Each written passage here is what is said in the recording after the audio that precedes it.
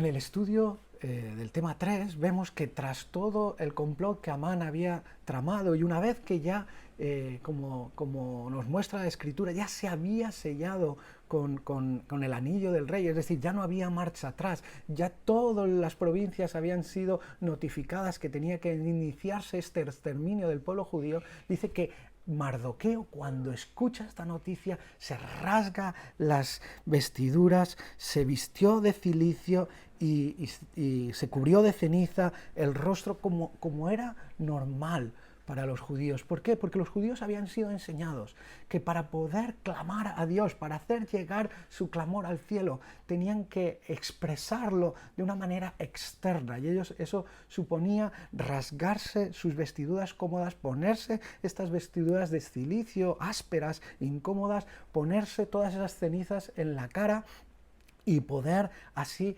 expresar su dolor confiando que Dios atienda su clamor. Esto era la forma normal del pueblo judío. Por eso las Escrituras nos dice que tanto él como el resto de judíos a lo largo de todas las provincias empezaron a manifestar este luto, este clamor nacional judío para que Dios les saliera al auxilio y pudiera parar con su mano poderosa este exterminio.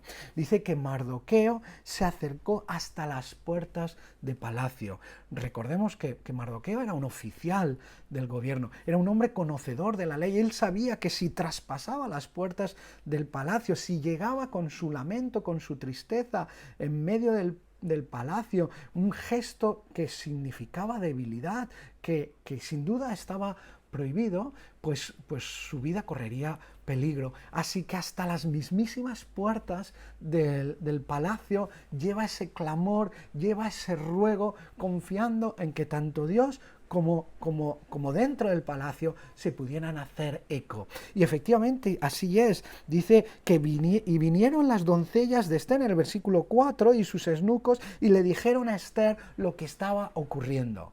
Al oír Esther que su padre, su primo, que había adoptado a ella como un padre y para ella era su padre, cuando él ya supo que Mardoqueo estaba a las puertas del palacio de esta manera, yo creo que ella temió por su vida, temió por la vida de Mardoqueo, sabía que se estaba jugando la vida al ir hasta las mismísimas puertas del palacio. Por eso la primera reacción que tiene Esther es mandarle ropa para que lo cubran y para que puedan disimular ese malestar, ese disgusto, ese lamento, ese clamor hacia el cielo. Pero como era obvio, Mardoqueo no quería claudicar ante la posibilidad de que tanto el rey como sobre todo Dios pudiera escuchar este clamor. Y él insiste, negando ser revestido, insiste en mantenerse en ese clamor. Por eso, por segunda vez, llega esta noticia a Esther y dice en el versículo 10, y entonces Esther dijo a Hatac que le dijese a Mardoqueo, ¿no? Es decir, Esther envía a uno de sus eunucos de confianza, uno de sus eunucos a su cargo, que estaban guardando y cuidando a Esther, le dice que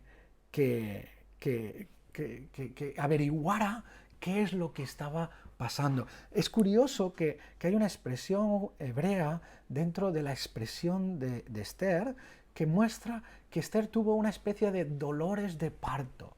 Es decir, cuando ella supo del dolor de Mardoqueo y de la situación que estaban viviendo, sin ni siquiera saber el porqué, ella sufrió profundamente por Mardoqueo, temiendo por su vida, ¿verdad?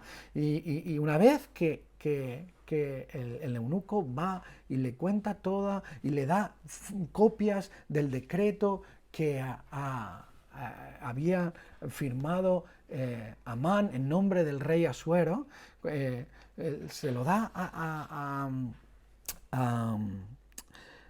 Hatac y se lo hace llegar a Esther. Esther sabía que con esas noticias y lo que se estaba pidiendo de que intercediera ante el rey Asuero suponía un gran riesgo.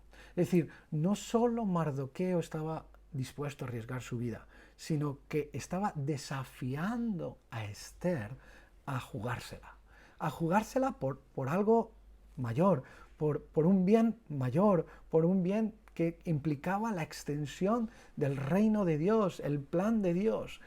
Y no era una cuestión fácil. Esther era consciente, y nos lo refleja así el texto, de otra ley que se establecía en Persia, que si alguien acudía a la presencia del rey sin que fuera llamado, incluso la reina, que en nuestro tiempo no podemos entender que hubiera ese distanciamiento entre el rey y la reina y que hubiera esa falta de comunicación. Dice que 30 días había pasado la reina sin estar en la presencia del rey. Nos dice la palabra que Esther desconocía lo que ya todas las provincias del imperio conocían. Eso nos muestra ese distanciamiento que había, porque así lo mantenía la ley. Ella no había pisado la presencia del rey hasta 30 días anterior. ¿Por qué? Porque no le habían llamado. Porque ella sabía que si no se le llamaba no se podía presentar. Pero Mardoqueo le desafía a ir en contra de esa ley y presentarse ante el rey. Sin duda no fue fácil. Esther tuvo que tomar tiempo, sopesar el riesgo y ver las razones por las cuales tomar esa decisión. Por eso me encanta esta parte del texto, versículos 13 y 14, donde Mardoqueo le da una palabra que tenía que afianzar su decisión. Y le dice, entonces dijo Mardoqueo que respondiesen a Esther, no pienses que escaparás en la casa del rey más que cualquier otro judío. Es decir, recuerda que tú eres judía y que si el exterminio ha caído sobre el pueblo judío, tarde o temprano llegará sobre Mardoqueo, sobre mí y también sobre ti. Primera advertencia. Segundo, pero si callas, porque si callas absolutamente en este tiempo, respiro y liberación vendrán de alguna otra parte para los judíos. Fíjate la fe que transmite Mardoqueo. Como decía Romanos, Mardoqueo parece ir tras las pisadas de fe que tuvo nuestro padre Abraham. Mardoqueo reafirma su confianza en que de alguna otra manera liberación vendrá sobre el pueblo judío. ¿Por qué Mardoqueo tenía esa convicción? Porque Dios lo había prometido y él confiaba y descansaba en la provisión.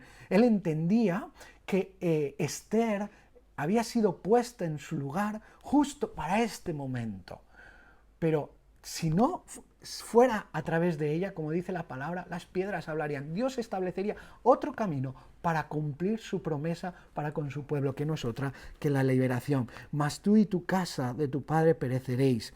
Y quién sabe si para esta hora has llegado al reino.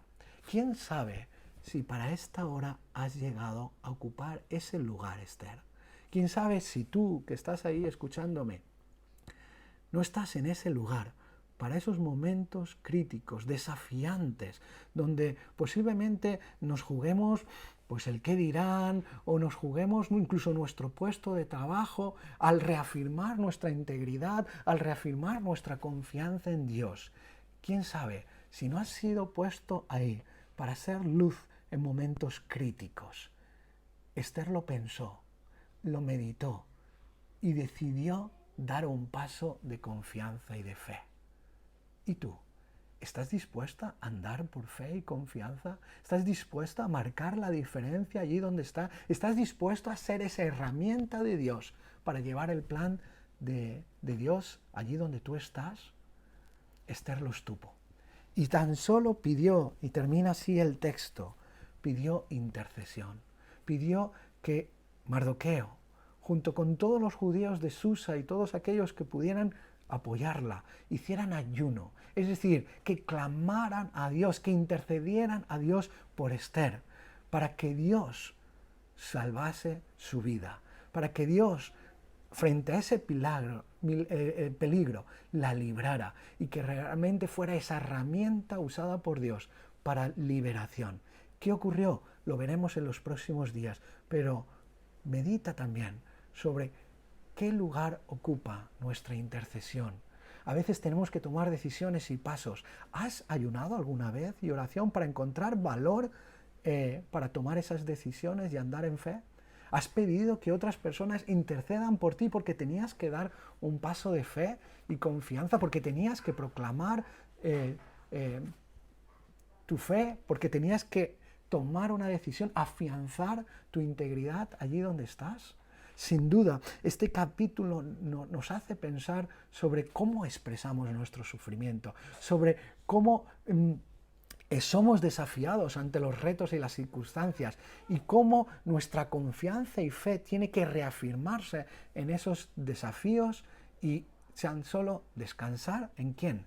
En Dios. Ayunar y orar. ¿Ayunar a quién? A Dios. No lo dice, pero todo judío sabe que cuando uno hace luto, lo hace para Dios. Y cuando uno hace ayuno, lo hace para Dios, porque de Él solo es en el cual pueden descansar, confiar y esperar que sus promesas se cumplan, cada una de ellas, en este tiempo, para su pueblo. Yo te invito a que allí donde estás, en tu grupo, podáis responder a estas y a otras preguntas para meditar y sobre todo para poder llevar a vuestro contexto, poder llevar a la práctica lo que aquí aprendemos. Dios os bendiga.